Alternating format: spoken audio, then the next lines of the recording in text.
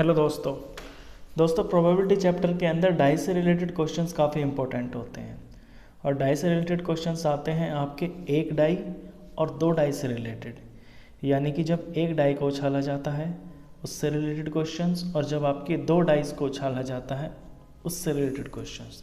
तो सबसे पहले जानते हैं कि जब एक डाई को उछालते हैं तो आपके कितने आउटकम्स आते हैं। देखिए, डाई गोटी होती है, आप जानते हैं वो जो लूडो वाली, उसके अंदर क्यूब होता है तो उसके 6 फेसेस होते हैं। हर फेस के ऊपर एक काउंटिंग लिखी होती है 1 2 3 4 5 6।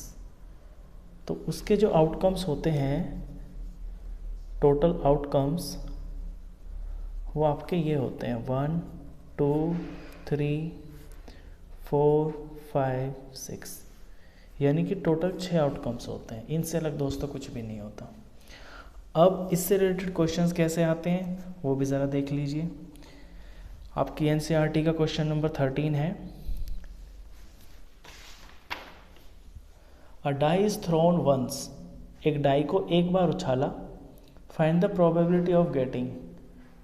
तो इनकी प्रोबेबिलिटी बताइए।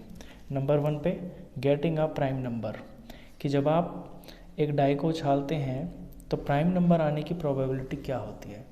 दोस्तों, सबसे पहले तो प्रोबेबिलिटी का फॉर्मूला लिखते हैं और वो फॉर्मूला होता है आपका favourable outcomes upon total number of outcomes. अब इसमें जो प्रोबेबिलिटी आपसे पूछी है वो प्राइम नंबर की है। तो अपने इन 1 2 3 4 5 6 ये जो 6 आउटकम्स हैं, इनमें प्राइम नंबर देखिए कितने हैं। 2 आपका प्राइम नंबर है, 3 आपका प्राइम नंबर है, 5 आपका प्राइम नंबर है। तो इसमें आपके 3 फेवरेबल आउटकम्स हो गए और टोटल आउटकम्स कितने हैं 6। तो 3/6 यानी 1/2, ये आपकी प्रोबेबिलिटी हो गई। सेकेंड पे पूछता है, a number lying between 2 and 6, एक नंबर 2 and 6 के बीच में आना चाहिए, इसकी क्या प्रोबेबिलिटी है। तो 2 के और 6 के बीच में देखिए आप कितने नंबर हैं, 3 है, 4 है और 5 है। तो 3 फेवरेबल आउटकम्स हैं आपके, तो यानी कि 3/6, ये प्रोबेबिलिटी आपकी 1/2 हो गई। थर्ड पे कहता है गेटिंग एन ऑड नंबर, एक ऑड नंबर आ जाए। तो इनमें ऑड नंबर क्या क्या हैं आपके, 1 है, 3 है और 5 है। तो यहाँ फेवरेबल आउटकम्स कितने हो गए 3 और टोटल आउटकम्स कितने हैं ये 6। तो ये प्रोबेबिलिटी आपकी 1/2 आ गई। तो इस तरह से एक डाई का क्वेश्चन आता है और उससे रिलेटेड बहुत सारे क्वेश्चंस, बहुत सारी प्रोबेबिलिटीज आपसे पूछ सकता है और इनका जवाब देना बड़ा सिंपल है, बहुत ही आसान है। अब क्वेश्चन आता है दो डाई से रिलेटेड। या तो दोस्तों दो डाई को एक साथ उछाला जाए या फिर एक ही डाई को 2 बार उछाला जाए, बात एक ही है। तो उसके जो आउटकम्स होते हैं वो कैसे निकलते हैं और उन्हें कैसे लिखा जाता है ये मैं आपको बताता हूँ। मान लीजिए ये आपकी एक डाई है, ये आपकी दूसरी डाई है, इन दोनों को उछाला तो कुछ इसके ऊपर आएगा, एक नंबर इसके ऊपर आएगा। तो जो एक आउटकम आएगा ना उसको जॉइंटली लिखा जाता है। जैसे कि इन दोनों को उछाला तो मैंने मान लिया मेरी पहली डाई के ऊपर भी 1 आ गया और दूसरी वाली डाई के ऊपर भी मेरा 1 आ गया। या ऐसा हो सकता है कि पहली पे 1 आ जाए और दूसरी पे 2 आ जाए, या पहली पे 1 आ जाए दूसरी पे 3 आ जाए, या पहली पे 1 आ जाए दूसरी पे 4 आ जाए, पहली पे 1 आ जाए दूसरी पे 5, पहली पे 1 आ जाए दूसरी पे 6। इस तरह से आउटकम हो सकते हैं। या ये हो सकता है कि पहली पे तो आ जाए मेरा 2 और दूसरी पे 1, पहली पे 2 दूसरी पे 2, पहली पे 2 दूसरी पे 3, दूसरी पे 3। मतलब मैं ये मान के चलता हूँ कि अगर मेरा पहली डाई के ऊपर 2 आ जाए तो सेकंड में और क्या क्या चीज़ें जो आ सकती है 1 2 3 4 5 या 6। ये पैटर्न है दोस्तों इसके आउटकम्स को लिखने का। आप सबसे पहले 1 लिख लेना, उसके सेकंड जो डाई के हैं उनके आप 1 2 3 से लेके 6 लिख देना। फिर आप फर्स्ट डाई के लिए 2 मान लेना और सेकंड डाई के आउटकम्स में आप 1 2 3 4 5 6 ऐसे लिख देना। तो इस तरह से अब जो मैं लिखूँगा वो 3, ये मेरी फर्स्ट डाई का आउटकम है। तो ये फर्स्ट डाई के आउटकम में इसमें सारे 3 मान लेता हूँ और सेकंड डाई के आउटकम्स को मैं 1 से लेके 6 तक लिख देता हूँ। 2 3 4 5 और ये 6। अब मैं फर्स्ट डाई के ऊपर 4 मान लेता हूँ कि मान लीजिए मेरा फर्स्ट डाई के ऊपर 4 आ जाता है, और सेकंड डाई के ऊपर मेरे 1 से लेके 6 तक कुछ भी आ सकता है। 1 2 3 4 5 और ये 6। अब फर्स्ट डाई के ऊपर मैं 5 मान लेता हूँ कि मेरा 5 आ गया फर्स्ट डाई के ऊपर, तो सेकंड के ऊपर 1 से लेके 6 कुछ भी आ सकता है। 1 2 3 4 5 और ये मेरा 6। अब फर्स्ट डाई के ऊपर मैं 6 मान लेता हूँ, तो सेकंड के ऊपर 1 से 6 तक कुछ भी आ सकता है। 4 5 और ये 6। तो इस तरह तो दोस्तों इसके जो 2 डाइज होती हैं उनके आउटकम्स लिखे जाते हैं। अब जब ये आपके सामने आउटकम्स आ जाते हैं तो इनसे रिलेटेड कोई भी कैसा ही भी क्वेश्चन पूछ ले, आपको उनके जवाब देने में मुश्किल नहीं होगी। अब फॉर एग्जांपल आप ही की एनसीईआरटी की बुक का एक क्वेश्चन है, उसे करते हैं।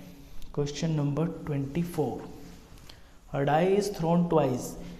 एक गोटी को 2 बार उछाला, तो what is the probability that.